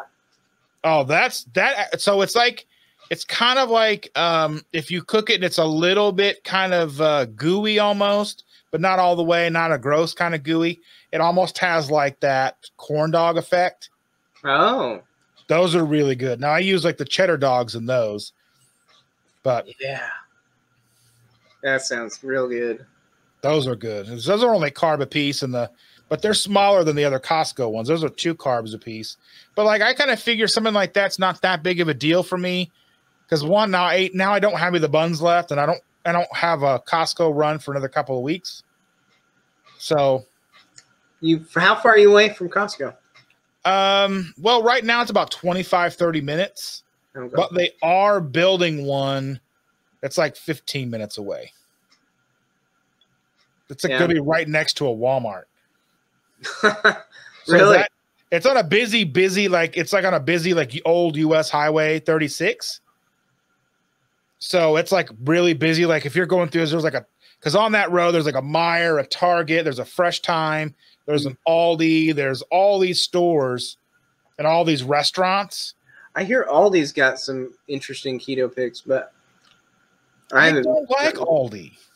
I haven't been. We had it in Oklahoma. I'm from Oklahoma before 3 years ago, and we had it, but I was never keto back then. So they're building one in our town, like across the street from where I take stuff to the post office. And it's going to be a big one. It's going to be like a standalone one. Now, there's a couple of things that I kind of wouldn't mind buying there. I guess they have good breakfast sausage without sugar and stuff all mixed in with it. and it's not a bad price, so I can buy stuff like that. But their keto bread's not that great. I would rather get it from Costco. It has a better flavor. And most of, like, to me, like Aldi's, their prices are deceptive. Like, why? So you look at a package of something and it's like, oh, that's pretty cheap, but it'll be similarly priced to something at another store that's like 16 ounces, and Aldi's selling it at 12 ounces. Oh. So like, to me, like, if you're breaking it down by ounce, and that's how I shop. Yeah. I'm going to do a video of how I put stuff together and how I know when to go different places. I'm trying to figure out how to do like screen capturing and recording and then edit it all together like they do the big YouTube videos. Yeah. But I'll figure it out and I'll get it in the next couple of weeks. But how I shop, and I look at all the circulars so I know when to go to what store and who's got what on sale. But that's how I've shopped. Like, and it kind of came about because like there was about 7 people living in our house. Now we're down to just my wife and our oldest, and then my granddaughter's here a couple hours a day, a couple days a week. And then people come over to our house to like shop. They'll come over and get our toilet paper and paper towels and stuff. Really? Yeah, I mean, your kids never really grow up and move out. They always come back and shop. I did that to my parents. Yeah. I until I moved away. Yeah. Until I moved far away. I probably would still do it if I lived close enough. And I mean, it's nice. They come over and they see us and they bring our granddaughter and, you know, they need stuff. It's fine. Yeah. And I go grocery shopping for them because they went and got a Costco membership too. I'm like, why? Now, if they were going to do something, maybe they could pay for like the Sam's Club membership. Yeah. I can pay for the Costco, and then we can get the best of both. Yeah. Because I had one for a while and then I let it go after the pandemic because they weren't getting the meats in. They would go in and there'd be no meats at Sam's Club. And I'm like, well, yeah, that's dumb. That was happening to me at Costco yeah, Costco happened to me a couple times. Now, like, you'll go and like what was $7.99 for a strip steak is now $13.99. So I'll wait. I've got 3 freezers, so we'll just wait. So do you like buy meat in bulk? I try. Like I have hamburger in there. I buy hamburger in bulk. Like I went to Kroger one day and they had, I don't know if it was like legitimately on sale or if they just messed up real bad. Because if they messed up real bad, somebody had to get fired because it was bad. Kroger always has good deals on meat over here. Our Kroger is Fry's. I have to go there almost every day just to check because sometimes it's just a steal. Like ribeye for like $2 a pound. Like, yeah. Yes, please. I went in and they had the 90-10 grass-fed, you know, like the pound cubes. Mm-hmm. They had them for $1.99 a pound. And they were normally $8. Yeah. I bought 55 of them. Yeah. You got to at that point. And I came home, put them right in our, because we had just got our 3rd freezer. Yeah. And it was empty. I pulled I pulled the extension cord around the back and plugged it in, and I let it sit, and I started filling it with stacking it with all the meat. I'm like, yep. And then I was at Walmart the other day, and they had their whatever brand grass-fed whatever on sale, right? That was like on clearance for $3 a pound. And I bought 12 of those, so 12 pounds of that. So that wasn't bad. Yeah.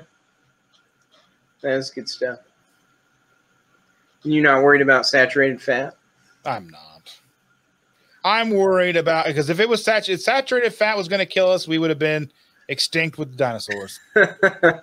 I know. It gets me. Have you ever watched Dave Feldman's stuff about the way he does his testing? It's fascinating. For if anybody's watching and still listening, I want to have him on. He's awesome. Yeah, if you have Dave Feldman on, I want to come. And same for Benjamin Bickman. If you get him, boy, I got some questions for that guy because I want him to actually do a study, a proper study about whether or not the body is physically capable, or even if some bodies aren't capable of storing fat when insulin is low. And I want him to do the study because he's got the equipment, he's got a lab, and he's got a whole, like, someone needs to answer that question. Like, it's fascinating to see, like if we get to a point where we are, if and our body goes into like gluconeogenesis, now does that trigger an insulin response? There's all these kind of weird little questions that I have that I don't think there are answers for, right? Yeah, and Bickman actually goes into that because, well, with gluconeogenesis, you're going to end up releasing a little bit of glucose in your bloodstream, which theoretically shouldn't elicit an insulin response. So, like, but does it? Yeah, I know what you're saying. Because I mean, theoretically, you can elicit an insulin response just from seeing a food ad on TV. Yeah, theoretically you could. I'll bet you there's a paper on that. I'll bet you there is. But Bickman has written a paper on how you shouldn't fear protein because, I mean, you can use gluconeogenesis to eat your own protein on your body or the protein in your belly, just like, I kind of look at like gluconeogenesis on the average person is going to be more demand driven than it is consumption driven. Yeah. And I know that there's different schools of thought on that as well, but I think that it would stand to reason that the body being able to break down proteins to generate glucose is going to do so with, like, whether it's during a time of autophagy where you're breaking down damaged cells, even if it's not at a time of autophagy and you're doing it because you are low on glucose, it still seems like it would stand to reason that it would still be like damaged protein cells instead of tearing down lean body mass, like perfectly healthy, fresh, lean body mass. And boy, I tell you, Bickman is the authority on this. You should that's it, what you're describing, the questions you're having, he directly answers in a lot of like his video and probably in his book even too. But if you watch some of, I'll send you some links into, he's my scientific leader. I want to have him on. I want to have Dave Feldman on. I'd like to have Gary Taubes on just because I kind of like the way that he thinks about stuff. Tim Noakes, not necessarily a scientist, but Tim Noakes would be awesome. Tim Noakes would be really cool. I just don't know how. I don't know like how busy he is or how little he's doing of this. You got the great and powerful Richard Morris on your podcast. I don't see it. You don't have a problem getting your guests. They'll be well. To be fair, Richard and I are friends on Facebook. So I just sent him a message and asked him. Okay. And he said yes, to my surprise. I figured he'd be like, nope, I'm too busy. And he was like, sure, how about Saturday? Like, okay. Man, but that was so cool talking to him. I mean, yeah, he's another one. Yeah, I depended on the two keto dudes for probably the first year of my journey. Like they were the source of my like inner motivation to keep doing what I was doing, just listening. And Richard was like the science that he delves into, and he wasn't afraid of it. Didn't he quit doing it just so that he could go back and get a bioengineering degree? Yeah, we talked about that on the podcast. Yeah, like he's actually going back to get his master's PhD. I think he's working on his master's. He's going to get his PhD, I think. Like he should know. Like he does. He probably does know, but he needs to know. I hope he does that he's made a difference in many, many lives. Because yeah, without him, there's so much that I wouldn't have known or tried. And Carl too. Carl was relatable on a time because when he first started, he was like, "Oh, I had a mess up and went to Taco Bell," and I'm like, "That's me." Even though I was able to learn from his mistake, and I had Taco Bell the last time I had Taco Bell before the most recent time I had Taco Bell was August 23rd, 2016. I love that you know the day. Because I had a hernia surgery, and on my way home the next day after they released me from surgery, I was like, I just want some of the worst food possible because I'm going to not poop for a week. Yeah. What can I help? What's going to help me move this, make it not so bad for the week, right? So I went and got Taco Bell. I think I even got a shake from Arby's. It was like a 2 drive-through ride home. Mm. Yeah. And I knew that was going to be, kind of like and that was the last time I had fast food for See, back in the dark time, that was just another day for me. I would we would have Taco Bell nightly because it was $20 feeds the whole family. And I gotta go get the Frosty from Wendy's. Well, if we're gonna eat Taco Bell, might as well go get a Frosty. Yeah, all that kind of crap. Some of the things I look back and I can't believe we were in Disney World in 2018, and I had a super bad like tooth infection, and I had to have like an emergency like tooth extraction in Orlando. Ooh. And then and for whatever reason, like Florida doesn't like giving out legitimate pain medication. Huh? So like I had this raging infection, which caused the pain to be ridiculous. And they just gave me like the bare minimum. So like on the way home, like I'm like cycling through like the 3 different types of pain meds you can take that can overlap. So like acetaminophen, naproxen sodium, and ibuprofen. So I was taking the 3 and like a continuous loop, like the 18 hour drive home from Orlando. Oh. She drove, which was amazing because I drove all the way down. She drove all the way back. And I remember we stopped to get gas and there was like a Wendy's attached. And I'm like, I'm miserable. I'm getting a Frosty. Cause I had like, even like the spoon was almost too deep. I couldn't barely open my mouth to get the spoon in. It was so bad. Like, but it was like those kind of like, and I don't even think that's like cheating. That's like just making it home. Yeah. I know what you mean. Yeah. The good times. And then a couple of weeks ago, I had Taco Bell. I think I had Taco Bell on Cinco de Mayo. Oh, yeah? If that's not ironic, but as I was on my way back from Austin, Texas, I was driving from Austin to Dallas, going from one friend's place to another, and I was like, I stopped at Buc-ee's to get gas. And if you're not familiar with Buc-ee's, you got to look into it. It's awesome. Okay. I think if you're familiar with Goody Beats, he's done some videos at Buc-ee's. It's a very Texas thing. Okay. These huge gigantic gas stations that aren't for trucks. Like the only trucks that come in and out of there are the ones that bring the gas. Huh. So they're not truck stops, but they have I think they have 100 gas pumps. Wow. They're ridiculous. They're on the interstate. It's huge. And then it's like a Walmart and like a Quick Stop had a baby. It's weird.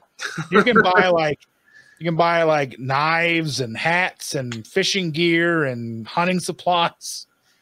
Yeah. It sounds cool. It's pretty cool. And they have they have like a whole counter of beef jerky. Oh. And I bought a pound of turkey jerky that cost $20. It's not bad. So good. Refrigerated fresh. Then I went over to, it was across the street from Taco Bell. I was like, I want Taco Bell. But I'm at a place now, I think, where I can do that on occasion and not get out of hand and not let it get out of hand. Like, I think this Saturday is my oldest, her birthday. Then I think I'm going to start fasting. I'm going to do a 7-day fast. Either that Sunday or maybe like after we have food on Sunday. So that'll be that Monday. So then the following Sunday is when I'll break the fast, just do a 7-day fast. Mm-hmm. So that kind of goes in along with like the snake juice that I'm going to make and make a video on. And I'm just going to, and then I do plan to start going to the gym because I'm 42 this year. My birthday is the 25th. Join us. Yeah. I need some partners in misery. I figure at least getting in for the first couple of weeks, just doing cardio, just to get my toe in the water, just to move. Because like I sit all the time, like even if so like my granddaughter, like I'll change her and she has this thing. She thinks it's hilarious to lay on the floor to be changed instead of like up on the couch or up on the ottoman or whatever. Because I'm like, no, I want on the floor. I'm like, because getting down on the floor is not an easy task because I'm still like 300 pounds. Yeah. 6 foot, 300 pounds. So, getting down, she thinks it's hilarious. She doesn't really know why it's hilarious, but she thinks it's funny. And I get down and she, and I'm trying to get her all cleaned up and changed and everything. And then she's like, pick me up. I'm like, you are almost 3. You don't need me to pick me up. Okay. Yeah, that's fun. Being a dad. You're a grandfather too, is what you're saying. Yeah. It's one of the most important jobs in my life, according to my priorities, is being a dad. I love it.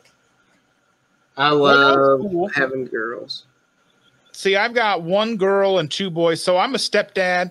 So I got with my wife in 2011, and they were like preteens and like 8. So the youngest was about 7 or 8 when I got with them. And they adopted me. And so I've been with them through the tough teen years where they didn't want anything to do with me. Yeah. And now that's changed, and they see, you know, how things are, and that I'm, you know, that we're a good cohesive thing, you know. Yeah. And now I'm a grandpa. That's gotta be awesome. It's since I wasn't around for them as kids. I mean, I had friends that had kids and stuff, but it's not the same. This is like one of those, like, it's kind of like, as we talked about having children when we first got together, and we decided it wasn't fair to be like 13, 12, 8, and 2 months old. Yeah, I can understand that. And so, you know, we took the necessary steps to make sure that we didn't have any children. So, yeah. And now, so then when we found out that she was pregnant, we were obviously upset, I think, as some parents are at first. And then I remember I had to take my the oldest boy, who's the middle, to the bowling alley to be with some friends. And on the way there, I was like, we were talking about it, and I was upset. How could she do this? She's not ready. And then I drop him off. And then on the way back, I had this epiphany. And I haven't felt sad or upset about it since. I was like, okay, so this means when she has this baby, she's like, you know, however many months pregnant now. So in a couple of months, she'll have this kid. And then in 6 years, I get to go and take her to Disney World and spend way more money than a human should spend on a vacation. Yeah. That's the way to look at it. And 6 years. That was huge for me. So like, well, we're going to take her when she's about 7. I think because you want to take them where they're young enough for the magic and old enough to remember it still. Yeah. At least most of it. Yeah. I take her now and she could be excited, but she's not going to really remember it. We just took my 6-year-old this year on the COVID year. We had to wear masks the whole time, but I saw your pictures. We were supposed to go this year. My wife and I were supposed to go this year because it was like our 10 years. Just how long we've been together now. So we were going to go like an anniversary thing. We went in 2018, just the two of us. And that was the coolest thing ever. Just yeah, that's on my list. Is just me and her going. Yeah, we stayed on property and we just hopped on a bus and we go to Epcot, and then we would just like one day we hopped on a bus and went over to Animal Kingdom, saw what we wanted to see at Animal Kingdom, then hopped over to Epcot. Okay, Animal Kingdom was way cooler than it should have been. Like that was one thing. No one told me that Animal Kingdom was going to be cool. I was not looking forward to it, but it might have been the best, my favorite one. I'm not sure. I like Animal Kingdom to a point. I wasn't very impressed with like the Avatar land. It's like I can see what they were doing and how much effort they put into it. Yeah. But it still felt manufactured. And a lot of the lands in various parts of the parks don't. You know that it's manufactured, but there's that suspension of disbelief. And then like there's like the Dino Land in Animal Kingdom, and it just feels like a little carnival, like a traveling carnival. It doesn't feel like Disney to me. I remember, yeah, that's exactly what it felt like. It felt like a state fair. Yeah, it didn't feel like Disney. So one thing and then like when you go on the safari, the Harambe Safari or whatever it's called, that's cool. But then again, I'm thinking like these animals live in this little spot, so it's kind of hard for me to be like. I know that it's necessary to a certain degree, but at the same time, I feel bad for the animals. Yeah. No, I feel you. Because like we walked back and looked at the gorillas, and like they were just kind of like sitting there, like, "Oh, what are you guys doing?" Okay. Yeah. Yeah. Where's the Yeah. map? Right here. Yeah, and it's like everything. If you sit down and look at it, it can be disturbing. Just like the meat industry itself. Oh yeah, there's a lot about the meat industry that I'm not a fan of, but I don't know how we can get it to where it needs to be. Neither do I. It's a problem. It weighs on me if I think about it. I just I know, that's why I think about people like Joe Rogan who hunt for their meat. Like I would love to adopt that. I don't have the time or the resources and the skill. It's expensive to do what he does. What? It's expensive to do what he does. Is it? He gets his axis deer from Hawaii. Who can afford to fly to Hawaii and then have your meat butchered and flown back to wherever you live? Yeah, it's true. But I mean, that's the only solution I can come up with is for when I start to really think about and what's okay. So there's a doctor. I can't think of his name off the top of my head, and we're even friends on Facebook. They call him the Sod Father. Anyway, he is. I wish I had a Jamie who could look this up for me, but yeah. But he is big on the ruminant animals and going over the science. Like basically, so the Earth has 24% of the Earth's surface is sustainable for ruminant animal life, and 4% of the Earth's surface is sustainable for monocropping agriculture that we do. So if you think about how much cropland we use, that's within a 4% of the Earth's surface. Oof. And there's 24%. So there's 24 total percent. So a quarter of the Earth's surface is available for ruminant animal herding and growth. And it actually helps the environment when it's done correctly. But people can't see the forest for the trees for that because they think of, they're thinking of putting them all in a lot like in California where California cows are happy cows. I don't believe so because I've driven by that. And you smell it 20 miles before you see it. Yeah. Yeah. Going up I-5 after Bakersfield, from Bakersfield to San Francisco, there's this huge, you just look out, all you see is cows for miles. Yeah. And those don't look like happy cows. Yeah. But fascinating. As a species, what we've done, what does this human species look like as just a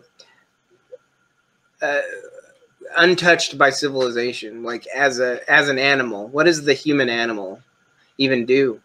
Could it exist in? It still does. There's actually a tribe out there that's not I guess the guy tried to go there with his Bible and whatever, and they killed him. They shot him with an arrow, I think. Oh yeah.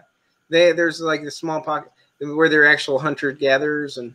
Yeah, so I'd like to kind of get an idea of what their food is like. Yeah. And how they live and get blood samples and see what their cholesterol is like. And but I mean, you can't, because at the same time, that's where the comes back around to the studies. You can't get an actual accurate study that's actually long enough to make people go, yeah. That's where we have to make anecdotal stuff fit into a degree. Like if you want to do keto, these people have been doing keto. We know their blood markers. We know they're probably not perfect keto, but if you're in if you're in this little box that's keto-ish, you're going to see these sort of results most likely. You're be better off than doing this. But that's kind of what I was saying too, is the body will adapt. So we keto, and we know how the body behaves when you enforce a keto strict diet upon it. But people that are vegan, they have the same sort of belief. They believe that, oh, everything's great when you're vegan. They'll tell you they feel great. But so what they know is how the body works and reacts to that diet. This is what I'm saying is I don't think you can pin it down, just like you're saying, it's just all anecdote, because the body will change the way it behaves based on what you give it. Like, because I'm sorry about my dog. That's why so many different diets can be so, but like, I really think the closest you can get to actually figuring out how to play with, like, to figure out what's going on behind the curtain with the body is by reducing sugar and eliminating processed foods and carbohydrates, and then building from there up. But I mean, because like if you're going to go on a strict and like a legitimate keto diet or a legitimate vegan diet, and you come from a very overly processed, sugar-laden diet, you're probably going to feel better. Yeah. If you go to a paleo diet, you're probably going to feel better. Go to a keto diet, you're probably going to feel better. Mm-hmm. You know, and there's probably there's probably no perfect diet for any one person or for the masses of people, but we know it's not what we're feeding we know it's not the standard American diet. Yeah, it's not. It's not eating ice cream every day. It's not drinking 32 ounces of sugary soda with a Big Mac. It's not those things. Now, those things as outliers in the human diet aren't what's causing all the problems as an outlier. Like if you and I were to go to McDonald's and get a Big Mac and a sugary soda, we'll probably feel crappy, but it's not going to like kill us.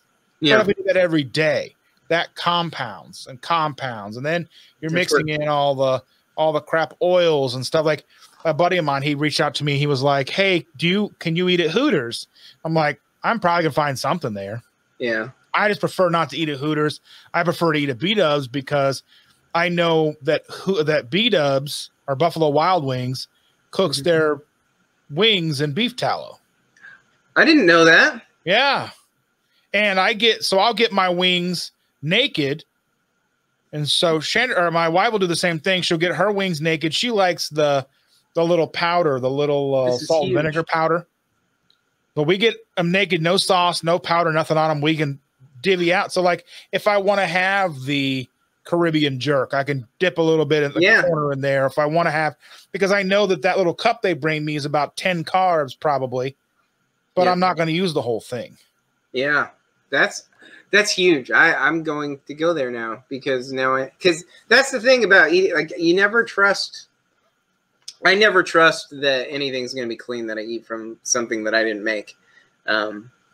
It's so hard to eat it. But like that, on the other side of the coin though, like people always worry about me. Like, oh, Brett, you're keto. What? I'm like, don't worry about me. I mean, I know what to do. Like, I know what I can eat. Like, I've eaten my fair share of dry salads. Like, it doesn't hurt my feelings to do that if I have to. And I mean, I'll stay away. And then I'm not gonna lose sleep over having salad dressing that has a little bit of dirty oil in it. But I mean, I try to avoid that at all costs because I know that's going to be one of the things that makes me feel the worst, the fastest. Oh yeah, no, I agree. That's why I say like I've eaten my fair share of dry salads because for me, like that's one thing. So like the same friend of mine that reached out to me was like, "What, can you eat Hooters?" And I started talking about this. He goes, "Well, don't you think it's time to go back to a regular diet now that you're kind of plateaued?" And I'm like, "No," because there's so many other reasons besides the scale is like he's a person that I've been trying to get to do a legitimate elimination diet where he just goes and says just eats like beef and salt. Yeah. Because he has UC or ulcerative colitis. Yeah. And he's like, he's on this medicine. The medicine he's on is terrifying. That's what Alberto has. That it's not irritable bowel syndrome. It's UC, ulcerative colitis. The medication of that is ridiculously terrifying. Like, really? my wife's an RN, and we talk about medications and this, that, and the other, and like that stuff's terrifying. And then I talked to him about it. He goes like, but he's so afraid that those symptoms are going to come back if he tries to do something other than take the medication. And I was like, you don't necessarily have to stop taking the medication. Yeah. Right away. Just start eating this way. But he likes to drink beer and he likes to eat his potato chips and he likes to eat whatever it is. And I'm like, I seriously worry. But it's the same thing with, somebody who's fat. Like, and like if you see somebody, when I see somebody who is big like I used to be, I know the struggles that they're going through. Yeah. I know that it's difficult. It's not easy being them. Yeah. It's not easy finding clothes that fit. It's not easy finding clothes that you feel comfortable in. It's not easy going to the bathroom in public. It's not easy taking a shower. It's not easy doing a lot of things. But you can't just go up to somebody and go, I know what it's like being fat, buddy. I can help you. Yeah. Come with me. I know. And that'll never go over well. And then I know what you mean, because you just want to help. But nobody, like, if I was me and I went up to myself, if I was me now and I went up to myself before I lost all the weight, I know how I would have reacted to that. I would have been like, F you, get out of here. I eat what I want. Yeah. Because I was the guy that was always eating, like, I was always cooking these, like, I'd have friends over and make these huge, like, meatball subs and put so much garlic and cheese and all this stuff all over and just make these huge, massive meals. And I would make all this stuff that was totally not right. Like, but then again, too, I would come home on a weekly basis, on a nightly basis with Dairy Queen, or I'd come home with Oreos or half gallons of, like, extra sugary chocolatey ice cream. And because I knew if I came home with that, everybody would be in a good mood. Yeah. Well, we got ice cream for dinner or after dinner or whatever. I did that. I do that with my kiddos a lot. With just, you got to bring them home. You know, daddy's got to give out all the junk food. And I just wanted to be the liked parent, which not a good idea. Trust me, and that's like being the grandparent. So I'm not the average grandparent. I don't keep cookies and candy. Now we do sometimes have, like I said, the Smart Sweets. We'll have the high key cookies. We'll have that kind of stuff. We'll make her little Ziploc bags. I just discovered high key. Just a couple weeks ago. They're pretty darn good, but they're so good. And the little we have a little video on them. We've done a video of the cookies, and we've done a video on the little caramel nut clusters that they make. They're about this big. So they're like $15 for 6. You get them on Amazon. But those are like, that's road trip food right there. Yeah. Yeah. But I try not to be good time. I mean, I'm good time Charlie with my granddaughter in other ways. I try not to make it all about food, but I mean, I'll make her eggs. And you know, it's not that we don't stop and get her McDonald's sometimes, because she knows what McDonald's is. She likes French fries, you know, and I'm not trying to say like you're trying to totally keep that stuff away from them, but you don't want it to be something that they only want French fries. Like, I've got videos, and some of the videos that I've made are just for her, right? So I went and tried different kinds of chicken nuggets. I've went and made different kinds of hash browns, different things, you know, that she can eat that I can keep and warm up for in the air fryer.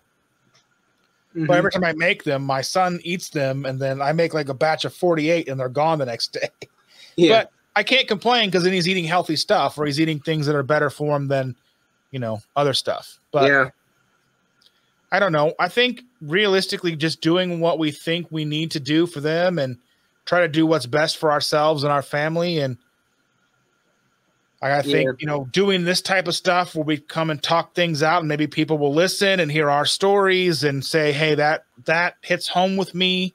And, you know. Yeah, I agree. I think you should keep doing this until forever, because we just got to keep uniting people together, because it can really feel pretty lonely sometimes, fighting the good fight of keto. I did, and it felt that way when I was kind of getting beat up on with that Facebook post, and I took it down, and it just felt like everybody was like taking it and kind of taking like the lowest common denominator of it. Like we were focusing solely on the people who really, you know, necessarily need the medication. Then I had a friend who was like, well, I'm on birth control and I'm on an acne medication. There's 2 medications, because it said there was a report that said 55% of the United States is on medication, and most of which are at least 4 medications. Yeah. And then they were like, well, what about, does that include birth control, or does that include acne medication? Like, I don't know. I don't know what that all includes, but I know that 55% of the United States being on an average of 4 medications a person is too many. Yeah. The amount of type 2 diabetes in the world right now is alarming and terrifying. So I think if we can get that under control, if we can actually get type 2 diabetes under control to where less than a small percentage of people have it, instead of, there's calculations of people who think that like 75% of the population of the United States alone is type 2 diabetic, whether they know it or not. Yeah, or pre-diabetic. Yeah, that's that. Well, pre-diabetes is still realistically, when you get down to the brass tacks, diabetic too. It's just your pancreas is able to produce enough insulin to cover you for the time. Yeah, yeah. That Bigman talks about that. It's not if you think about it as a glucose disease, you failed. You can think about it as an insulin disease, or it's something that starts in the pancreas. Because I've got family members that are type 1 diabetic, friends that are type 1 diabetic, some of which don't have any desire to take care of it at all, and see horrendous things happen to them. A family member who's type 1 diabetic had a stroke last week. And my mother's type 1. Yeah. She's began to keto. My mother's type 1. She started after I did. And she seems to be doing a lot better with control. A couple episodes ago, I had the two people from Making Caca. It's a YouTube channel that I follow. The woman that was on, she's type 1 diabetic and keeps her HbA1c at 4.7. That's awesome. I about fell out of my chair. For a type 1?